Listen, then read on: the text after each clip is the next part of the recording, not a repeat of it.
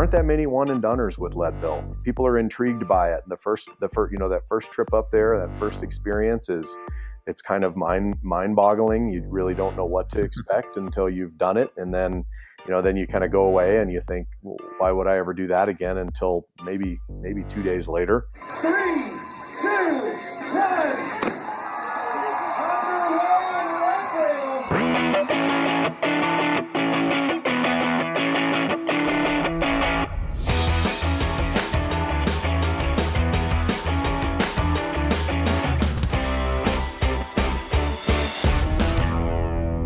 Leadville, the podcast for the 100-mile mountain bike race. It is season 2 of the show that breaks down, builds up, gets you ready, and freaks you out for the highest and hardest one-day mountain bike race in the country. Yep, Hottie, we are back for another season of strategy and stories and interviews and how-tos, all the stuff that any endurance racer, I was going to say good endurance racer, but hey, we don't qualify here. You can be good, you can be bad, you can be indifferent, but you can use what we're teaching and talking about for any race, and most especially, still and always, for the race across the sky, the Leadville 100 mountain bike race. The thing is, Hottie, before you can race it, you got to get into it, and that for a lot of people is practically as difficult, if not more difficult, as the race itself. Every single year, I get calls from friends and family and, complete strangers as they get their emails saying, sorry, not this year. Yeah, it happens to more people than not, Fatty. This is not an easy race to get into. It's part of the intrigue of the Leadville Trail 100, that there's so much demand on the race itself. At least that is, though, it's not easy if you just go through the lottery and then hope and pray. But there are a lot more ways to get into the LT100 than via that lottery. And that's what this first show is all about, season 2 here. Qualifiers, charity, camps, coaching, racing the Leadman, and more. We're going to bring back Kimo Seymour, Senior VP of Events and Media at Lifetime. In other words, he's the head guy of the Leadville Race Series for details. Yeah. Before we do that, though, Hottie, we've got a little bit of Leadville news that we get to share. This season, the Leadville podcast has a presenting sponsor. That's right. That means we are officially, and we got to get used to saying this, the Leadville podcast presented by, there should be a drum roll here, but we are presented by Floyd's of Leadville. You and I've talked about in other podcasts the fact that I, like a lot of people, have a rough time getting a decent night's sleep. Especially when I'm training and racing hard. I get twitchy legs. I got a racing mind. But a couple of years ago, I tried Floyd's CBD soft gels, and they work great for me. They don't get me high. It's not like smoking a joint.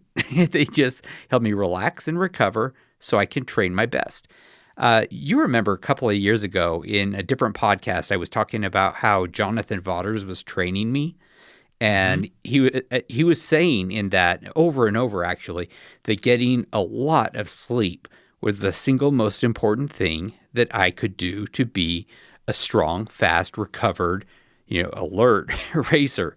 And Floyd CBD soft gels make a huge difference in helping me recover, get a decent night's sleep. And they are, and this is good, totally legal everywhere. Yeah, we're excited to have Floyd's of Leadville as our presenting sponsor. Check out Floyd's at floydsofleadville.com and use the code FATTY at checkout for a 15% discount on your first 2 orders. Yep. Welcome, Floyd and Dave Zabriskie, his partner in business. And, we got to get those 2 guys on the show sometime. Yeah, we got to get them on and have them talk about their products and how they can help you become a faster LT100 racer. And we have other exciting announcements that is, to make for season 2, Fatty. We're going to be talking more about nutrition for endurance athletes, what you should be eating on the bike and off. We're going to talk about more about our favorite topic, gear. Oh, yeah. Your bike tires and components, hydration packs, everything you'll need to race LT100 or any mountain bike race for that matter. And of course, we're going to help you with your training.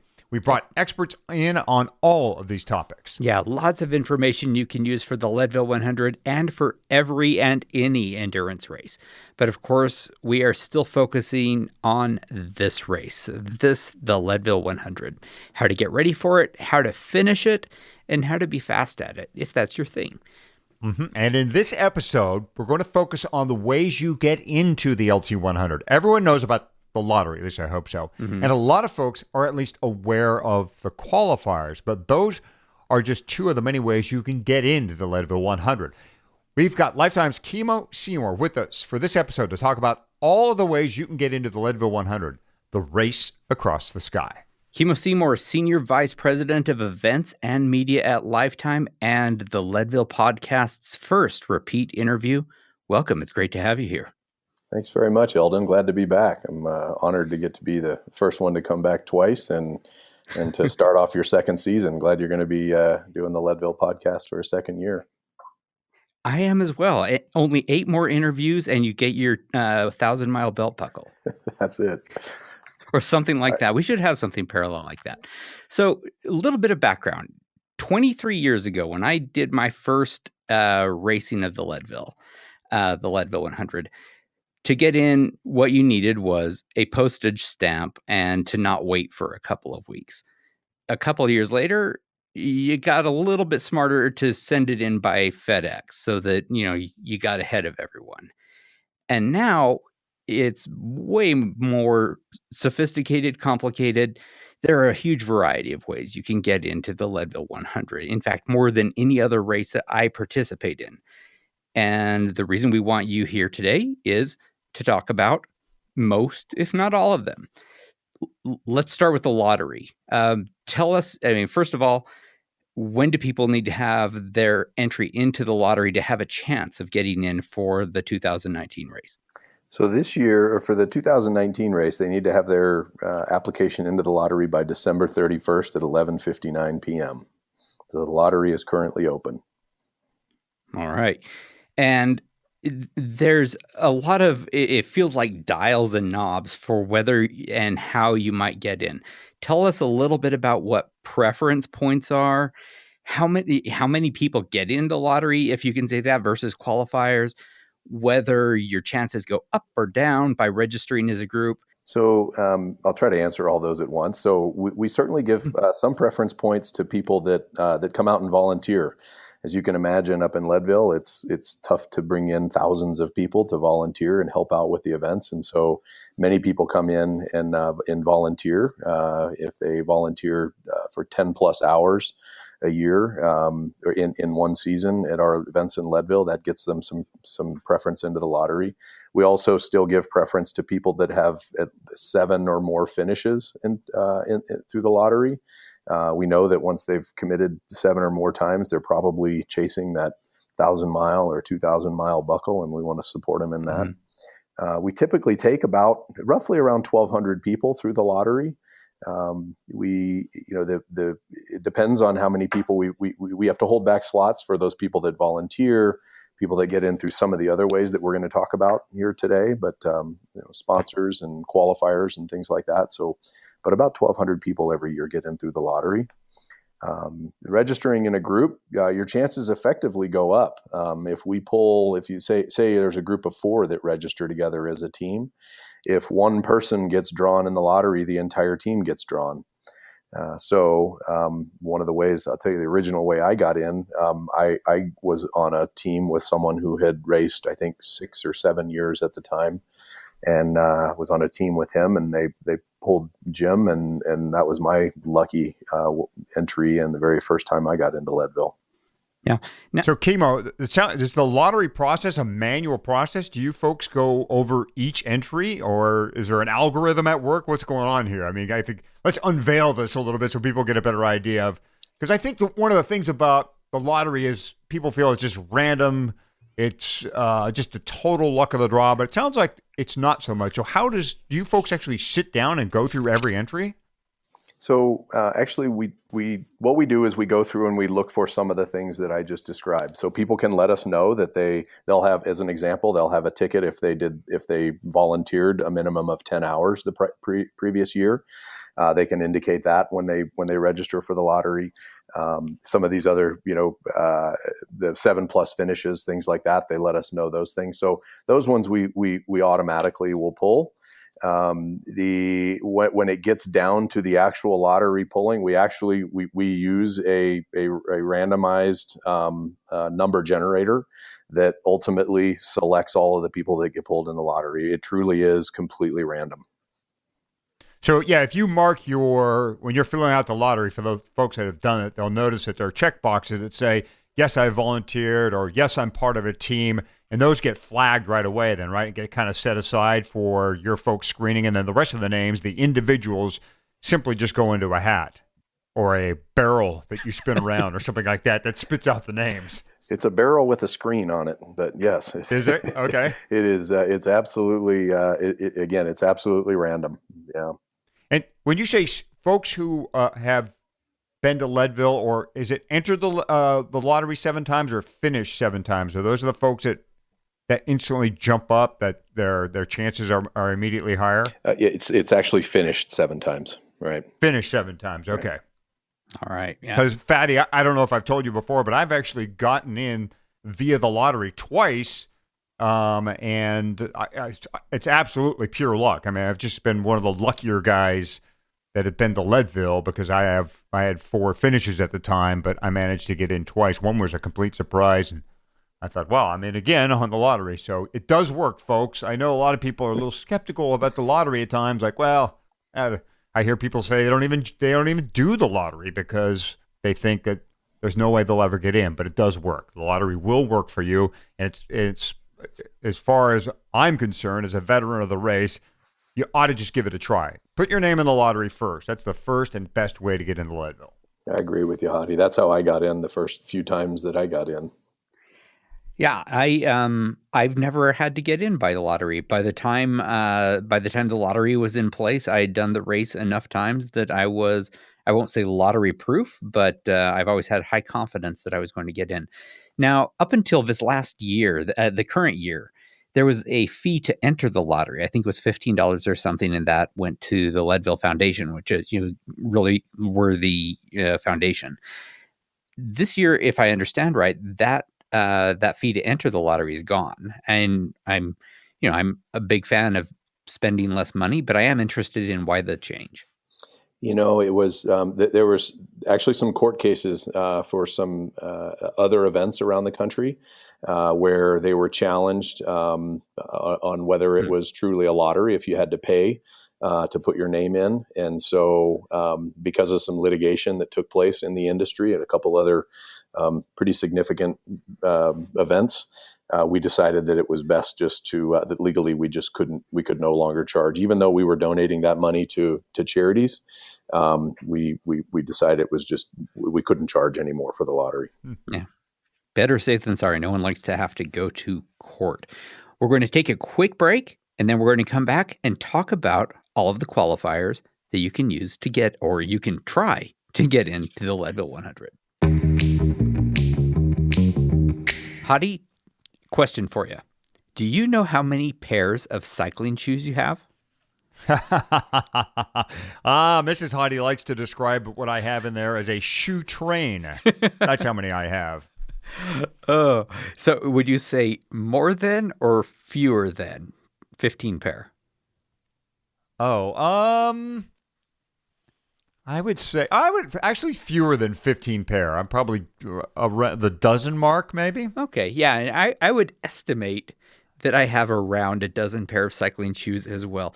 I tell you what, if you are at or above 10, then it may be time to admit you have a problem. But the fact, I wanted to mention that I don't wear any of my cycling shoes in the last year except my Shimano S-Fire shoes. I have all these racing shoes, all these cyclocross shoes, all these mountain biking shoes that I just don't use anymore. I have a pair of RC9s that I wear when I'm riding on the road, and a pair of XC9s that I wear when I'm riding on the mountain. Everything else, gathering dust. Last year, when I raced the 6 days of the Breck Epic and then the Leadville 100 the next day, The only thing I used all 7 days on those, of those races were my Shimano S-Fire XC9s. I wore those all 7 days. I didn't even ride one bike the whole 7 days, but one pair of shoes, you bet. Wore those at the Crusher as well, at the Silver Rush 2. They are just simply the most comfortable mountain bike shoes I have ever worn. So you've got a dozen shoes. What makes these stand out? What's the one thing about them? Yeah, I don't know if I could say one thing. I think there's like a combination of a few little things that sort of add up to a big thing. First of all, the fit is super comfortable. Even for people like me who have big, wide hobbit feet, I wear wides, and there's a 43 wide that just fits so right for me. And then I love the super simple adjustability with the BOA dials. There's 2 dials per shoe. And, so you can change them while coasting and just, you can, super easy, just loosen them up one click while riding, which is nice as the day heats up or as you're swelling, because you've been on the bike all day. And finally, I am a huge fan of the Michelin outsole. It's a big, rubbery, thick outsole, which is still pretty light while you are riding, but it gives you something you can walk on, which was important when I was hiking for about 3 miles on stage 5 of the Breck Epic, or when you're hiking Columbine, or when you're hiking Powerline. You're definitely on your feet during the Leadville 100 for a fair amount of the day. I don't think I ever have hot spots. I don't think I have ever needed to bail on a ride with these. I just wear them. Everything else might be hurting, but my feet are not a problem, and that is new for me. My feet are super glad to have Shimano as a podcast sponsor, Hadi. I just love these shoes. Yeah, Shimano does so many things right, and not just components, derailleurs and shifters, but they do shoes and other great things too. Go to bike.shimano.com for more. We will also have a link in the show notes for this episode at leadville100podcast.com.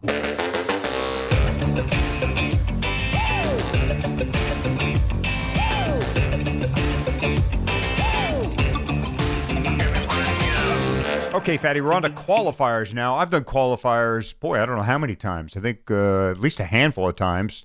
They're great. They're a great way to tune up for the Leadville 100 and, of course, to get into the race. They're spaced out well enough that you can plan your season around them and then get into the Leadville Trail 100. Of course, we have Kimo here. We want to ask a few more questions about qualifiers.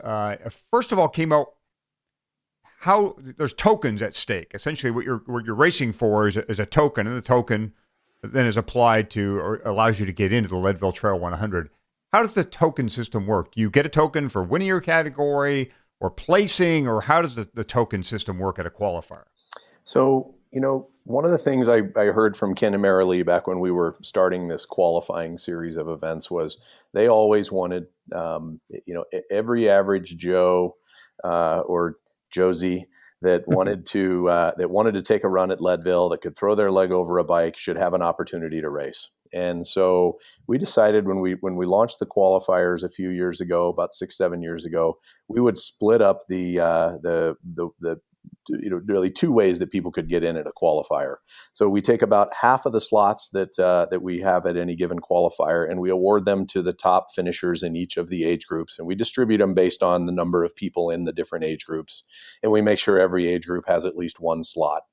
The second way is we hold a random lottery, if you will, at the or random drawing at the event for anybody that finishes. So if you go to a qualifier and you can finish under the cutoff, you can throw your name in the hat, and there's a good chance you're going to get drawn for an opportunity to come race at Leadville. So we never wanted it to be really focused on the fastest, highest performers in each age group, similar to what, say, Ironman does with Ironman qualifiers.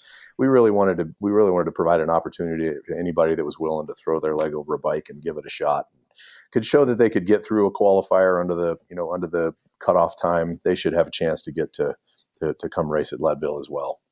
Yeah, I guess, Hadi, both you and I have done one qualifier together. That qualifier back in Cedar City, Utah, that one no longer exists. But last year I did my second ever qualifier in at the Leadville Silver Rush, the Silver Rush 50 mountain bike race. And the excitement, people, crowding in around, hoping that their name would be drawn for one of those tokens. There was a lot of energy in that couple of hours.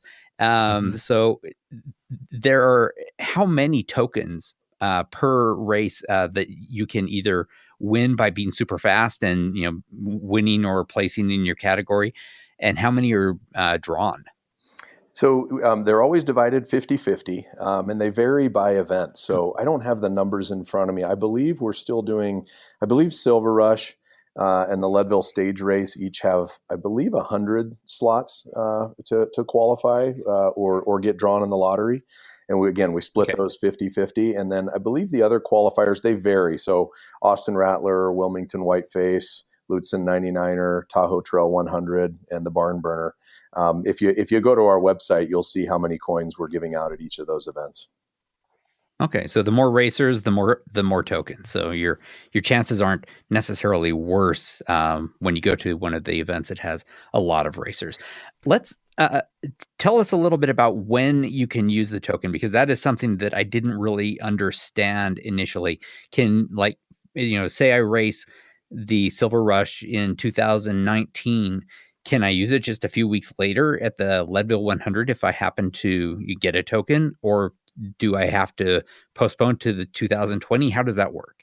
You can, Eldon. You've actually we give you the option to commit to racing that year, so to racing a few weeks later, or you can push it over into 2020 if you want. All right. How about a Barn Burner? Barn Burner's the one that really comes right after the Leadville Trail 100. Do those folks have the opportunity to defer to what would be almost 2 years later, or do they have to go the following year? They do, Hadi. We'll let them go anytime in the next 2 years. We want to give people that flexibility. Yep. Let's talk a little bit about each of the qualifiers there are, because they are different kinds of and different lengths of courses and different kinds of terrain, and of course at different altitudes. So different qualifiers are going to appeal to different kinds of racers. Just sort of starting at the top of the calendar in really spring. I mean, March 30th is the Austin Rattler. How long is that, and what's the ideal racer for that?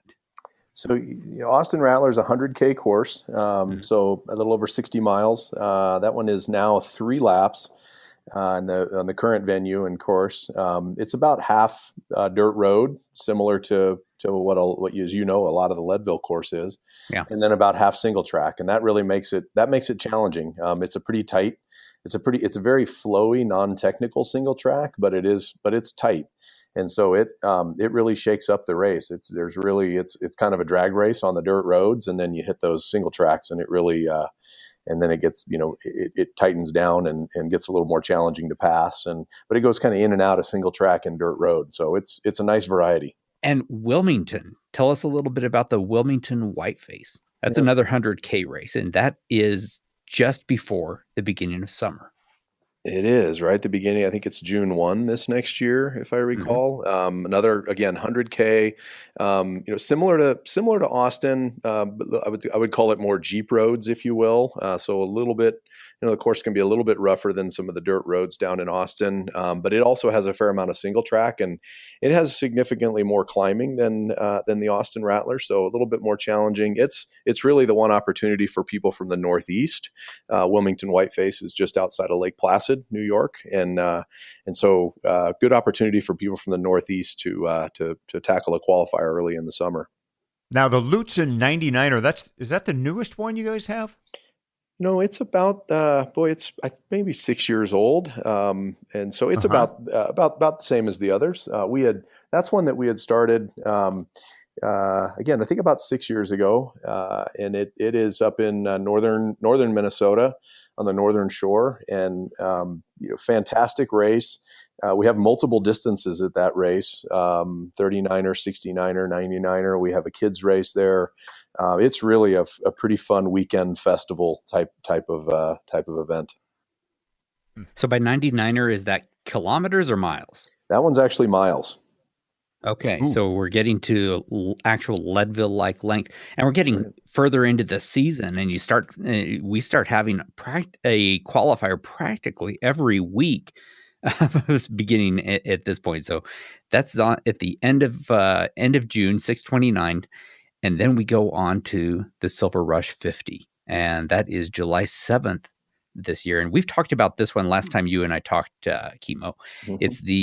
It's a qualifier I did last year, and I have to say, like a lot of races, the further I get away from it, the more I remember liking it. Um, I plan to do it again this year. I've already reserved my Airbnb for it. My wife is planning to do both the ride and the run. She's looking to be a Silver Queen because she's registered to do the Lead Woman.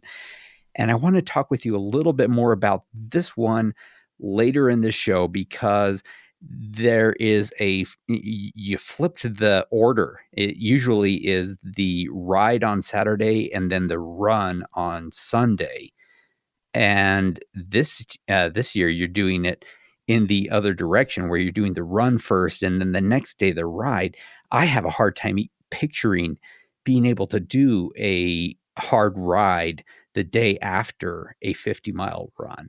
So I understand that there is a reason, and we're going to make our listeners wait to find out what it is. And I, to be honest, have not been told what it is either. So I'm making myself wait as well as you. I'm looking forward to finding out what that is. Let's go on to the Tahoe Trail, and we're kind of going to hop over to that. So 1 week after the Silver Rush 50, the Tahoe Trail. Tell us a little bit about the racer that is going to like that. So this is the only qualifier that I haven't personally ridden the course. So I actually might turn to Hadi to tell us a little bit about that course. Yeah. From what I understand, everybody that's done it just loves that course. But I was out and helped to establish it and kind of scouting that course originally, but I've never actually ridden it. What do you think, Hadi? Yeah, great course. Very tough. It feels like Leadville. It really does, the way your body reacts to it. There's some altitude involved. It's not 10, 12,000 feet altitude a la Leadville, but you're up there at the North Star Ski Resort. So you're up at snow level. Again, this is why, folks, the Silver Rush, Tahoe, the stage race, these are all your summer races for a good reason, because they're all at snow level.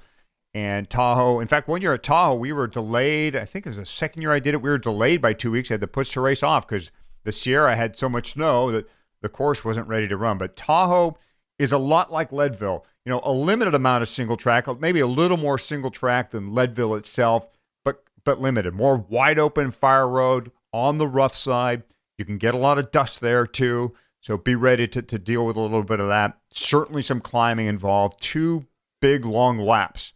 So you do get to come through and see your crew at the halfway point. A funny story, I actually got Dave Weens to personally lube my chain there one year as I came through. He was one of the great guys there, Kimo, originally. When you folks set up the race, he showed up, he helped out, he helped set the course, he scouted, he was there night and day helping us all, so it was terrific having him around. But really a top-notch, great qualifier. You do get a lot of Bay Area folks, racers up there, mountain bikers, who just show up and race the thing. In fact, I went up there, I targeted the race one year and said, I'm not doing Leadville this year. I'm going to do the Leadville Trail 100 and see how fast I could go. Breaking 5 hours at Tahoe is saying something. That's moving along pretty good there. I mean, the top guys will scorch the thing. You'll see sub 4 there. But breaking 5 is moving along there at Tahoe. And that's, again, it's a 100-kilometer ride. And it just seems like keeping your bike going, keeping it moving, getting really a lot of high speed there. Again, you don't have the pavement you do at Leadville, so it is quite a challenging place, but a great place to go and enjoy and a great place to race. I loved it there. Still do. Yeah, it speaks well for the race. I'm going to have to go do that sometime. I would love to go and do all of these. I mean, if I could take a summer off of work, you could do a lot worse than just sort of being a qualifier groupie and getting out to some intense races, and who knows, maybe set yourself up for a good position in the in a fast corral. And that's one thing we actually forgot to talk about or haven't talked about yet is in addition to getting into the race, you can also use a qualifier to get a better position at the beginning of the race, get a faster corral position. Tell us a little bit about how that works. What we've done is we've kind of estimated based on where people finish in the qualifiers, what we think what that'll equate to for a finisher time in Leadville. And as you both know, with Leadville, part of the challenge is really the first 20 miles of the course. The course can take probably twice as many people, but the first 10 miles is probably the most challenging in that bottleneck that we get at St. Kevin's. And so when we instituted I think I talked about this last time we talked, but when we instituted the corral system, the goal was really just to put people in the right place so that they get to the bottom of St. Kevin's, with people that are, comparable ability and comparable pace, to limit the bottlenecking there at St. Kevin's. So it's always been a challenge for us. It's really, really helped over the last few years. And the more we kind of hold people accountable to, how their times and where they finish at these qualifiers, or how they've finished, at the prior year at Leadville, it's really helped kind of the flow of the race in the first 10 miles. Yep. Mm-hmm. And there are a couple more qualifiers that we haven't talked about yet. The Leadville stage race, you and I talked about that last time. We're not going to go into that into too great of detail, except for the basic overview is if you want to understand the course, doing the Leadville stage race lets you see the entirety of the Leadville 100 course over the space of 3 days and do it under race conditions. It is, of course, very close to the Leadville Trail 100 mountain bike race. It's on July 26th this year, which is, I guess, 2 weekends away. Or I think it's just 2 weekends away from the mountain bike race. So it may be you may want to sort of defer to the following year, the way Hadi has talked about, or who knows, maybe you're in town, you got lots of PTO, use it, stick around, relax, and do the race the next week. Yeah, to be clear, folks, the Silver Rush is not on the Leadville course. That's right. Right? So you're actually riding on the other side of the Leadville course. The stage race will take you in a 3-part run over that Leadville course, which is kind of cool. I think it's a very intriguing race. And you actually get more white glove treatment there. They take you your bike. They make sure you're out at the starting area every day. So it's pretty cool, actually. Now, Fatty, I've actually been to Barn Burner. I've just never raced it. I crewed there once. So I have a little bit of knowledge about that. And Kimo, again, we talked about how this race comes shortly after Leadville. And you'll see a lot of folks do Leadville and they're geared up. They want to take that fitness, roll it right over and get back into the race the following year. They'll go to Barn Burner. Buddy of mine, Sean Holderbaum, has used Barn Burner twice to get into Leadville. That's a 3-lap race there. And if it's dry, now it can rain there. They can get thunderstorms, it can get muddy. But if it's dry there, it is fast. You will move along. It's all dirt.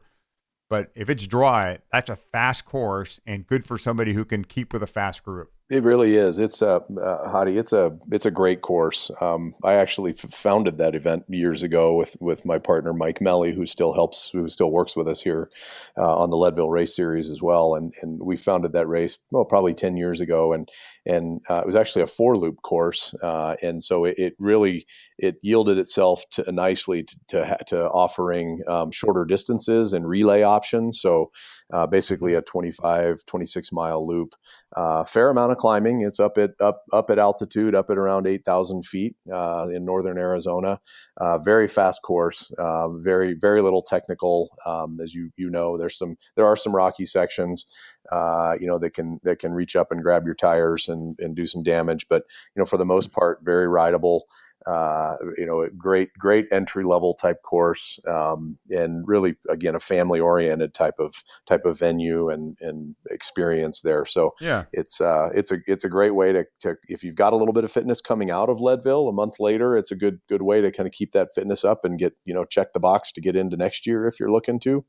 Or if you've never had the opportunity to race Leadville, it's a great way to kind of end your summer and get yourself set up to be in the Leadville Leadville 100 the following year. Mm-hmm. Yeah, it's a different vibe because you can actually camp there at the race, Fatty, which is kind of cool. You see a lot of people do that. Other folks will stay in Flagstaff, which is about a 45-minute drive away. And there's no hurry. If you stay in Flagstaff, you need to get to the start line. It's really easy. You get up, have your breakfast. You can be at the start line easy if you're in Flagstaff. So it is. I love that event. Very cool, neat vibe there. A little more low key than probably the other qualifiers that I've been to. Now, Kimo, we've talked about you obviously have a lot of qualifiers, more than you did even years ago. But there are parts of the country that still are maybe blank spots for qualifiers. Any thoughts of expanding the number of qualifiers you folks have? We're still working on it. I think I shared with you last time. I don't have anything ready to announce yet, but we've been really highly focused on the Southeast.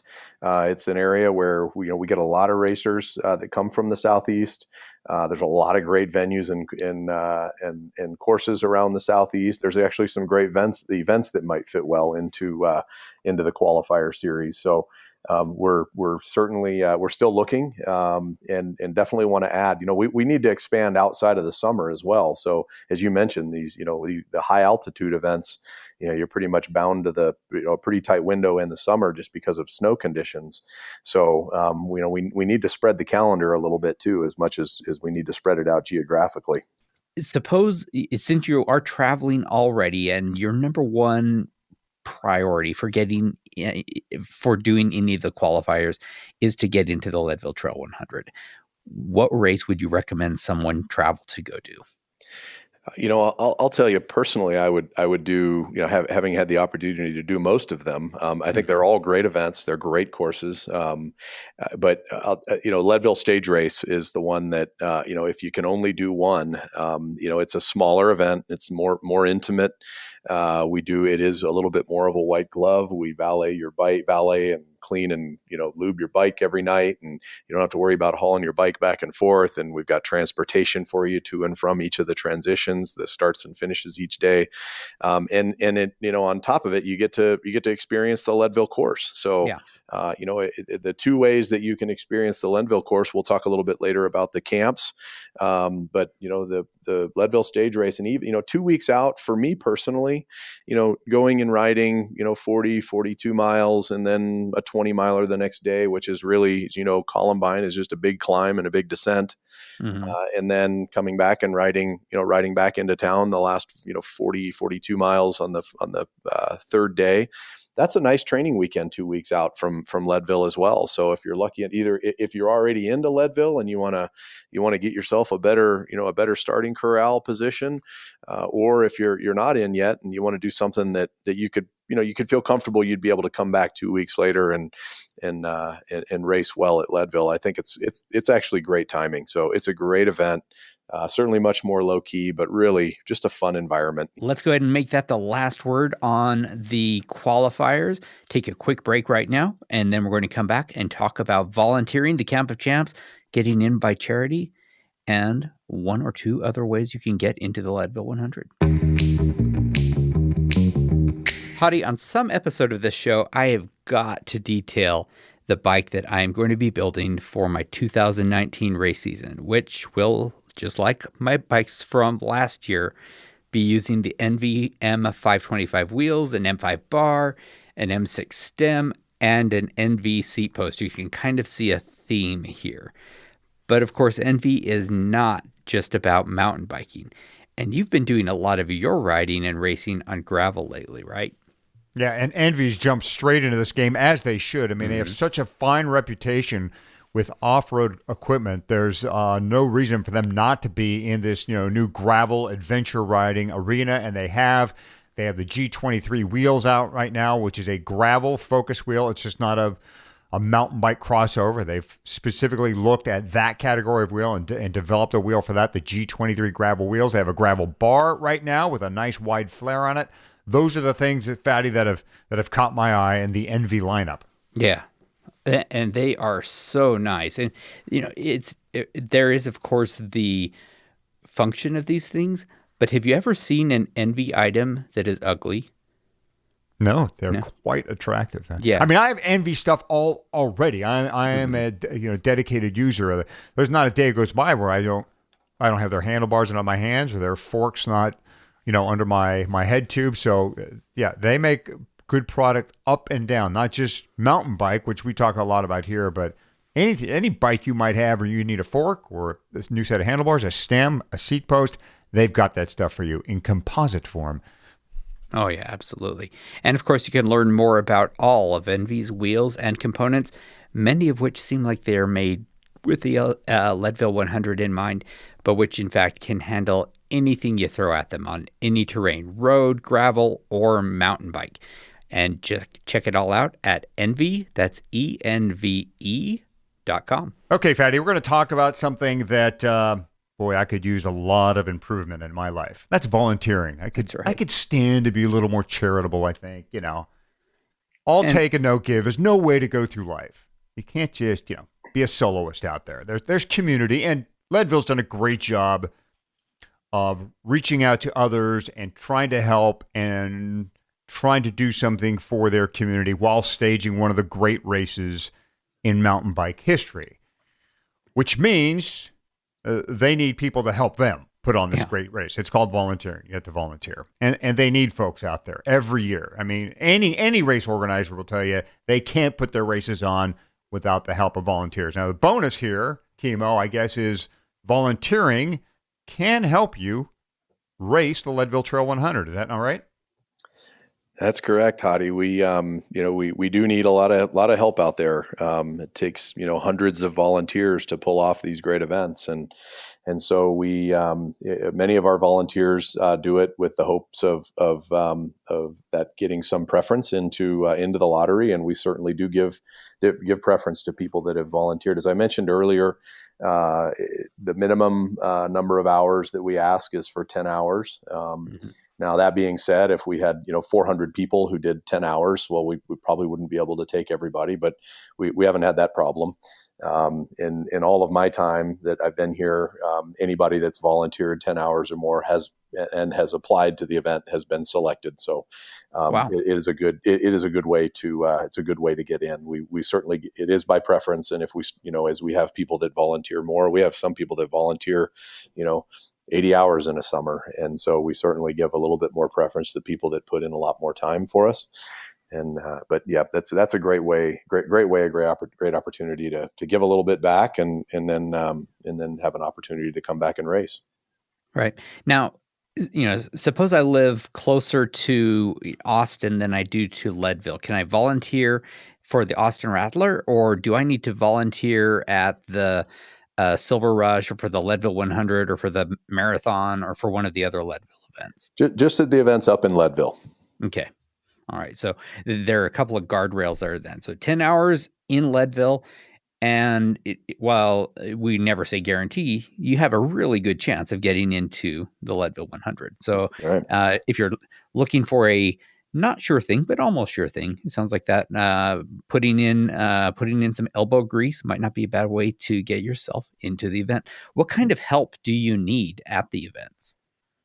It's really all over the place. So, we need course marshals, people directing traffic on course, people helping with directing traffic at the two main aid stations, certainly working the aid stations.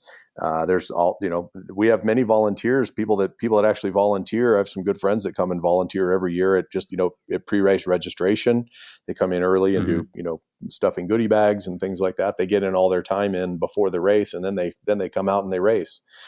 So there are opportunities kind of across the summer at all of our events, starting in, as you mentioned, with the marathon and heavy half marathon in June, all the way through to the 100 run, which is the last event of the season in August. Now, could I have a friend or family member volunteer as a proxy for me? Could I make Hadi volunteer so that I could race? Because God knows I need to. Me too. I think we have accepted proxy volunteer hours, but we have asked that the person that's ultimately taking the slot has done some time, has spent a little bit of time volunteering with us as well. So we'll let people combine, spouses and friends will come up and help somebody else, help to get some hours, and then grant those hours to somebody else. So yes, we'll allow proxies, but we do ask that the individual accepting the hours has volunteered in some capacity. Yeah, pull your own weight. I agree. Okay, so let's move on to the Camp of Champions. Now, I actually, as a Christmas present a couple of years ago, had my stepson go to it, and he had a fantastic experience uh, going to the Camp of Champions. It was before his first Leadville 100, and had a remarkable time. Learned a lot about the course. Tell us a little bit about, what do you get for the Camp of Champions? Well, you have a couple options actually. You can register for the camp and get an entry, and that just allows you to Mhm. to bypass the lottery, bypass the qualification process.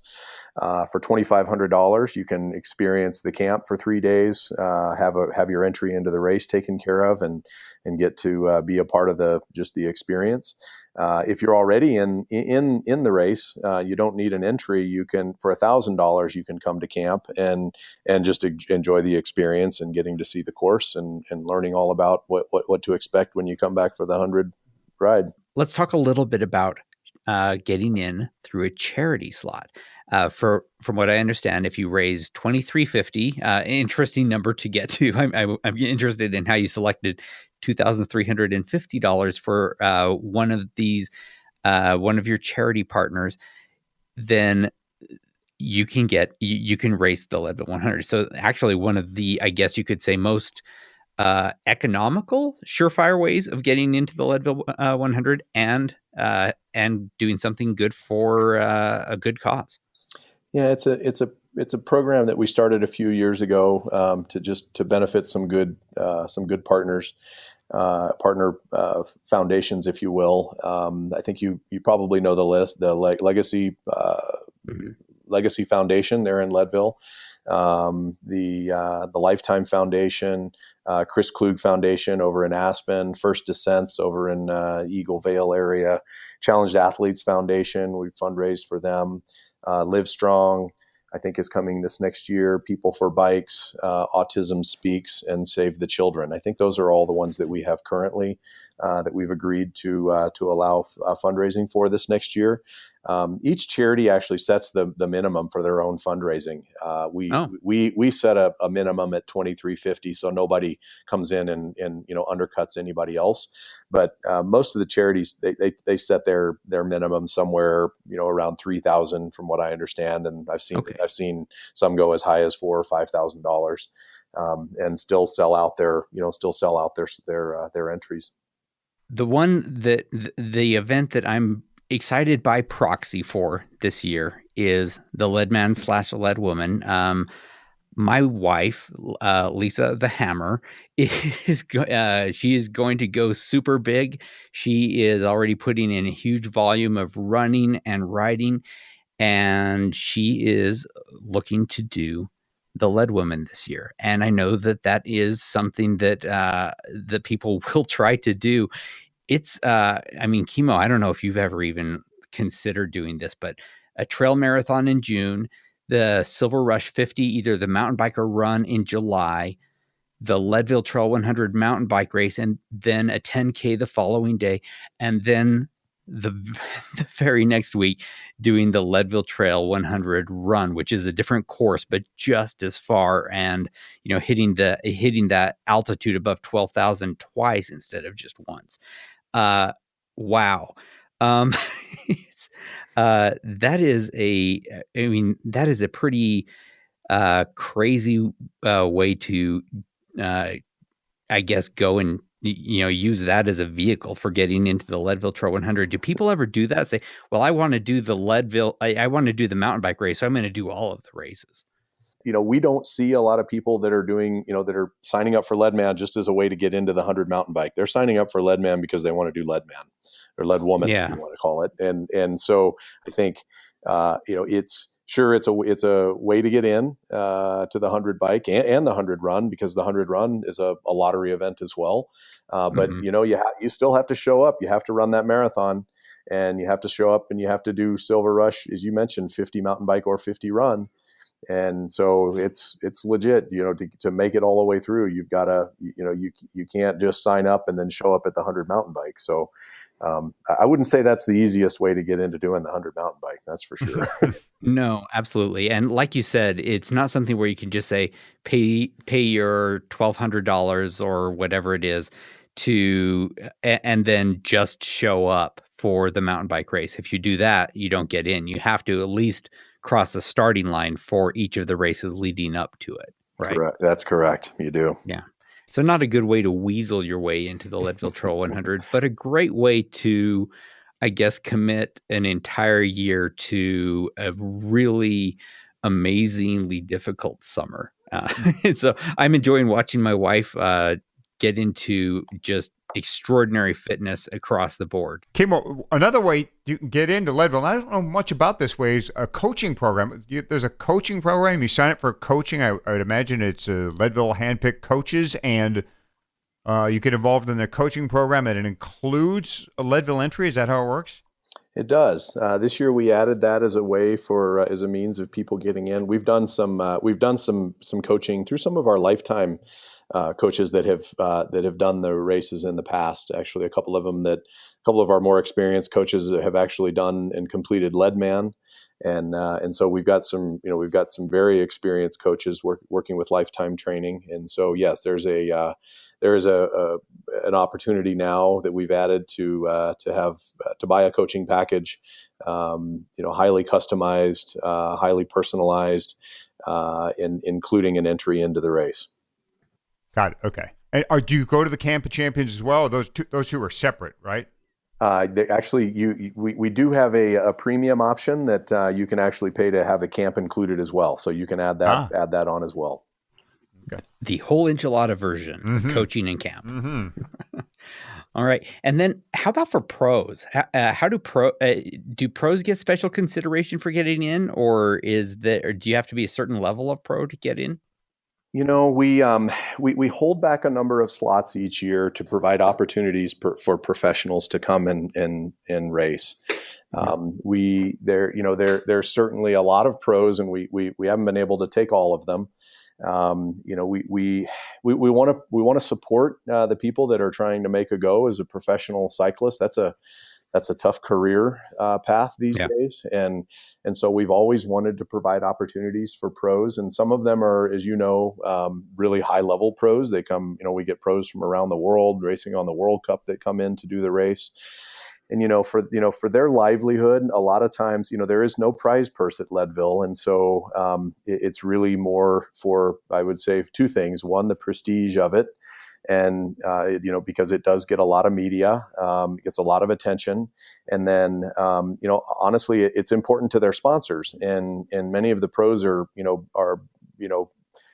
it's a hard time. They have a hard time making a living at it, and they need to support and get recognition and exposure for their sponsors. So we've always we get challenged on that at times. How come pros get in without having to go through the process? And it's always we feel it's important to give them an opportunity to race, and they may or may not have many of them we do push to go do a qualifier, but we do hold back some slots for some pros that are some of these guys that are trying to make a living at that as a profession. And then the one last way that you can get into the Leadville 100 is to be a Leadville resident, right? They don't have to do the lottery. That's true. For year-round residents in Leadville, we have always accepted all applicants. Nice. It's just something we feel. Back from Ken and Mary Lee used to do it, and we feel it's an important thing to do for the charity for the community to stay engaged in the community, and have local people, give them an opportunity. We just because we've got people, as coming from all over the world, we didn't want to limit that opportunity for people that live right there in Leadville to stay involved in the event. Oh yeah, I think that's absolutely the right thing to do. It's a race in Leadville. Leadvillians ought to get be able to line up at the starting line and show what they got living at altitude year round. Let's take one last break, and then we're going to talk a little bit more about how things have changed in the Leadville Silver Rush. Hottie, one of the things I really liked about season 1 of our show was how you went from not knowing anything about Banjo Brothers to being a real fan. You've been using your half frame bag now for close to a season. How is that thing holding up? Oh, just like you'd expect it to. I mean, the thing just goes everywhere with me. It goes on bike commutes. It goes on bike adventures. Predominantly, it sits on my gravel machine, which is great. I'm in LA, and look, people here can be a little on the posy side, right? They let people pose, and they look at that thing, and they go, What's the compartment for there, buddy?" And I open that thing up, and I got everything in there. I got a jacket. I might have arm warmers. I have a day's worth of food. It's really terrific from this aspect, Fatty. I used it most recently at the gravel mob ride in Ojai. And as opposed to trying to stuff my pockets full of stuff and pull stuff out of my pockets to eat or grab my phone or whatever, it's right there between my legs. I mean, I just open one of the zippers and grab whatever I need out of the nice pocket, and it's right there. I don't have to struggle and kind of search for stuff in my back pockets. You open your compartment, it's like this great glove box for your bicycle, and you can see everything right before you. So for that reason alone, I love having my half frame bag, and it goes with me on 90% of my rides. Yeah, and it's nice to not having all of that stuff in your jersey pockets, basically pulling you down and sort of dragging the front of your jersey up. Yeah, and that's one of the main reasons why I ride it. And second is, I've gotten to a point now where I don't always have a traditional cycling jersey on. Sometimes I go out in a t-shirt or in some type of flannel shirt, and they don't have cycling products. So if I have my Banjo Brothers half frame bag in my frame, problem solved. I can carry whatever I need. Yep, got room for everything. I tell you, there is nothing like tough, practical, and affordable ways to carry your stuff around on a bike, and that is Banjo Brothers in a nutshell. Seat packs, frame bags, backpacks. Oh, I love my commuter backpack. Hottie and I are huge fans. Check them out and get 20% off of your order by going to banjobrothers.com/fatty-favorites. One more time for you, banjobrothers.com/fatty-favorites. And of course, that'll be in the show notes.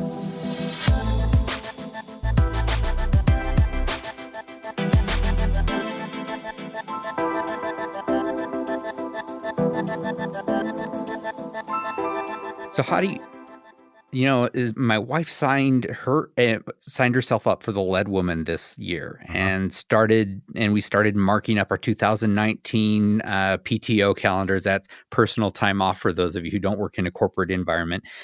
And we were reserving houses and just figuring things out, because doing the Lead Woman is a high time demand thing. We noticed that for the Silver Rush, the MTB race is on a Sunday this year, whereas it's usually been on the Saturday. And then, of course, the run is on the opposite day. So you have to do the run and then the next day do this, the ride. And that weirded out my wife a little bit because, when registering for the Lead Woman, she had selected the option to do both. She wants to get what they call the Silver Queen, which is when, as part of, I guess it isn't part of being a lead man, lead woman, but you can do both of these races and get the Silver King, Silver Queen designation. It's mostly bragging rights. Doing this in this order, it seemed really tough, much harder than the other way around. And I thought this was, maybe a typo that the Leadville race series had done. And send out a tweet, and they said, nope, this was on purpose. Stay tuned for more announcements. And so we have been on tender hooks wanting to learn what is going on. Why the switch? So, Kimo, it's time to stop. It's time to stop keeping us in suspense. Tell us what is going on with the Silver Rush this year. So, great questions, and you certainly pointed out a significant change in the sequence of the events. Really, what we're trying to do with Silver Rush is we really want to make it more of an endurance festival, more of a full weekend of events, and so while it may have some, I would say it's debatable. You ask some people will say doing the mountain bike the day before a 50-mile run makes the run harder. Other people say, doing the run the day before a 50-mile mountain bike is going to make the mountain bike harder. We got some feedback from people and it was generally a toss-up. But from an experience standpoint, thinking beyond, Leadman and or Silver King, Silver Queen, we were trying to do something to really make it more of an all-inclusive kind of family weekend, and then end with I call it, say a bit of a festival, or a little bit bigger of a party on Sunday afternoon. And when the run, as you know, takes significantly longer, and by the time people finish the run, it can be late afternoon, evening on a Sunday, and the mountain bike typically is a little bit obviously shorter. Takes it's a shorter amount of time, so the finishers are all done earlier in the day for the mountain bike event. So the goal was to be able to create kind of, again, a festival for the weekend. We're actually going to be adding a couple more events, and this is really the first that we will talk about it. But we're adding a 15-mile mountain bike event along with the 50-miler. So there'll be a shorter option for people that want to take a stab at the first part of the Silver Rush course. It'll be an out and back on the first section of the course, and then we're also adding a 15-mile run on Sunday. And so, again, opportunities for people to come up and cut their teeth on part of the Silver Rush course, but without having to do the full 50-miler on either day.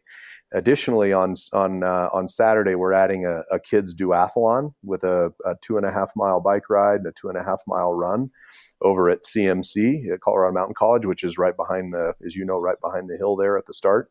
And so we're trying to open up and create a little bit more activity that weekend, and give a few more options for people that want to come up and experience Leadville, take a shot at doing an event in Leadville, but a little bit more easily attainable, achievable type of events.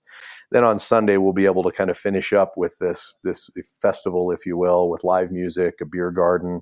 We're going to do a little bit nicer food options post race, and we wanted to be able to have that available to both the mountain bikers and the runners all on Sunday afternoon. Oh, nice. Well, now I'm super glad that I've already registered, or I guess I haven't registered for the race yet, but I will be registering for the race. I've already got my place to stay.